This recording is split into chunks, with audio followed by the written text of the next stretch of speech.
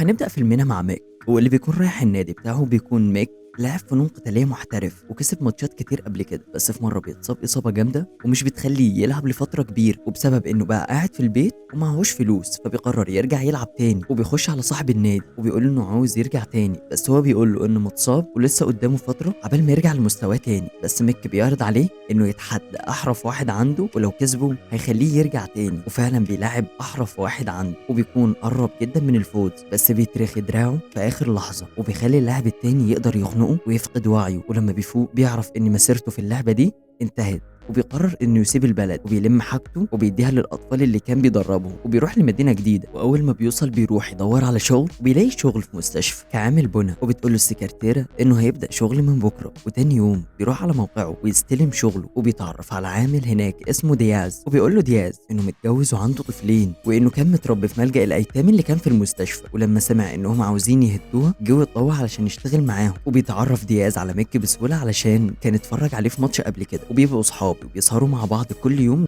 لغايه ما دياز بيروح بينيم ميك في عربيته علشان لغايه دلوقتي معهوش فلوس يجيب بيت. وبعد كده بنشوف إريكسون حارس سجن المدينه اللي بيكون عايش مع بنته لوحدهم بعد ما مراته ماتت، وبنته بيكون عندها كانسر، فبيجيب لها ممرضه علشان تقعد معاها، وبيطلع يكلم التأمين علشان تبعت له مصاريف علاجه وممرضه بنته، وبيقول لهم على العمليه بتاعتها، بس بيقول له التأمين إن العملية هتكلف 450 ألف دولار، التأمين هيدفع له 50 ألف دولار بس وهو يتصرف في الباقي، فبيتعصب وبيعيط إريكسون لأنه مش هيعرف يجمع بقية المبلغ. وتاني يوم بتقوم خناقة ما بين جلاس ولاندو مساجين في سجن المدينة وبيعوروا بعض، وده علشان لاندو كان شغال مع جلاس قبل ما يتسجنوا، وبيكونوا اتسجنوا علشان سرقوا 3 مليون دولار وخباها لاندو في المستشفى اللي هتتهد، فبيكلم لاندو اخوه ديكون وبيقول له على مكان الفلوس علشان يتصرف ويطلعها، وبيجمع ديكون ناس علشان تروح تطلع الفلوس من المستشفى، بس بيطمع وبياخد الفلوس لوحده، فبيطلب لاندو انه يكلم إريكسون لوحده، بس الحراس بترفض لان اخوهم رشاهم، وبيروح واحد منهم لاخوه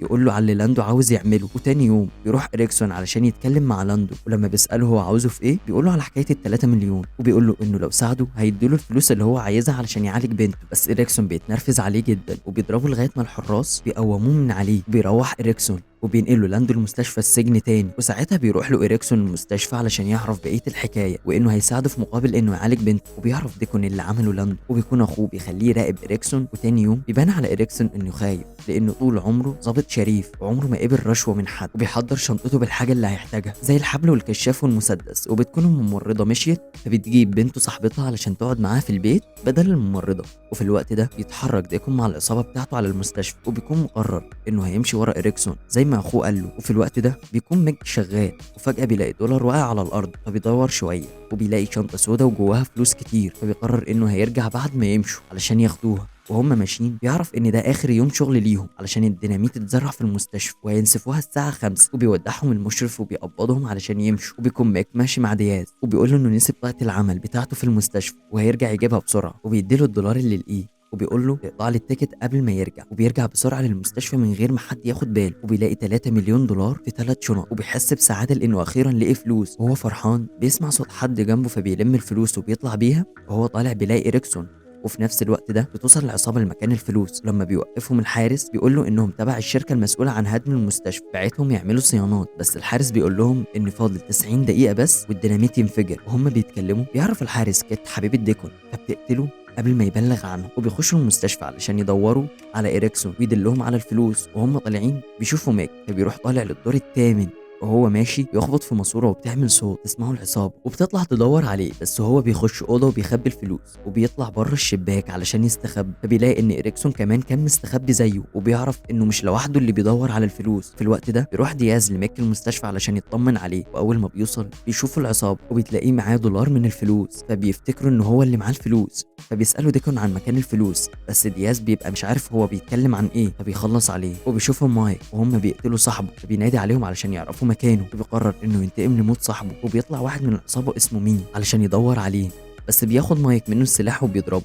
وبيوقعه من ممر الاسانسير وبيموت، وبيطلع واحد تاني اسمه كارل كان بينزل فيه ضرب، بس قبل ما يقتله بيمسكوا كيد وجون وبيبلغوا ديكون انهم عرفوا يمسكوه وهينزلوه علشان ياخدوا منه الفلوس، بس ميك بيضرب كتف اللي معاه وبينط في ممر الزباله وبيعرف يهرب منهم، وبينزل الدور الاول وبيستخبى فيه، بس بيمسكوا إريكسون وبيخبيه ورا الديناميت وبيسالوا عن مكان الفلوس، بس ميك بيقول له انه ما يعرفش حاجه عنها، بس بيقول له إريكسون إنهم لازم يساعدوا بعض علشان يعرفوا يطلعوا بالفلوس وهم عايشين. بس ميك فجأة بينزل ضرب في إريكسون، بس إريكسون بيكون مستواه في القتال مش وحش وبيعرف إنه يجاري ميك، بس بيدخل كال عليهم فجأة وبيهددهم بالسلاح وبيقول لبقية العصابة عن مكانهم. بس فجأة بيهجم عليه ميك وإريكسون وبيفقدوا الوعي وبيكملوا ضرب في بعض لغاية ما بيجي جيمس وبيضرب عليهم نار، فبيهربوا هما الاتنين. بس كل واحد فيهم بيروح في دور غير التاني، وبيطلع جيمس وكارل للدور اللي فيه ميك، وقبل ما يضربوا عليه نار بياخد خرطوم المطافي وبينط من البلكونه، بس بيشوفوا ديكون من تحت وبيحاول يضرب عليه نار، فبيدخل ميك الاوضه بسرعه وبيلاقي كيت مستنيه وبتهدده انه لو اتحرك هتضربه بالنار. وبيكون إريكسون سمع صوت ضرب النار وبيطلع للاوضه اللي فيها ميك وبيلاقي كيت مثبتاه،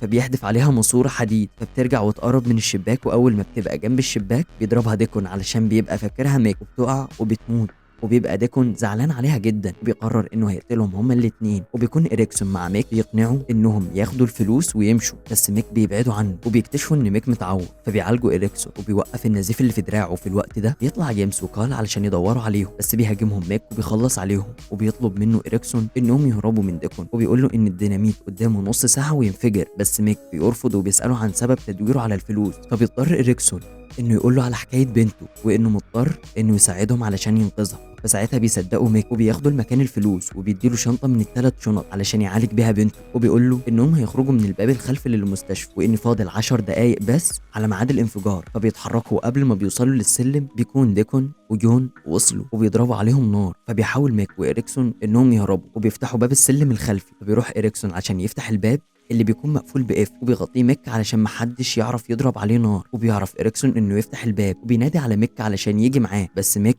بيكون مش عارف يتحرك علشان ديكون بيضرب عليه نار، وبيطلب منه انه يمشي هو ويروح لبنته علشان يعالجها. فبينزل إريكسون على السلم علشان يطلع من المستشفى وبيلاقي جون قدامه فجأة، فبيضربه بالمسدس وبيخلص عليه وبيركب العربية وبيهرب بسرعة علشان فاضل 30 ثانية على التفجير. وفي الوقت ده بيقرر ميك انه يهجم على ديكون، فبيرمي الفلوس في وشه علشان ما يشوفوش وبينزل فيه ضرب، وبيفتكر انه عرف انه ينتصر عليه، بس ده كان بيكتفه ويخنقه علشان يفقدوا الوعي. بس قبل ما يغمض عينيه بيفتكر انه مر بنفس الموقف ده لما حاول يرجع النادي تاني، فبيستجمع كل قواه وبيضربه وبيسيب له شنطة الفلوس علشان يتلهي فيها وبياخد الشنطة التانية. وهو نازل على السلم بيكون إريكسون مستنيه تحت المستشفى وبيقول له ينط على العربية قبل ما المستشفى تنفجر، وبيسمع كلامه فعلا وبينط. وبيكون ديكون فرحان بشنطة الفلوس ونسي التفجير وبتتفجر المستشفى وبيموت ديكون وهو على سطح المستشفى. وبتكون كده كل العصابة ماتت والفلوس بقيت مع مايك وإريكسون. وبيعرف إريكسون إنه يعالج بنته، ومايك بيبعت الفلوس لمرات دياز كنوع من التعويض، وبيروح مدينة جديدة علشان يبدأ حياة جديدة هناك. وبكده يبقى خلصنا فيلم النهارده. كان معاكم محمد نوبي.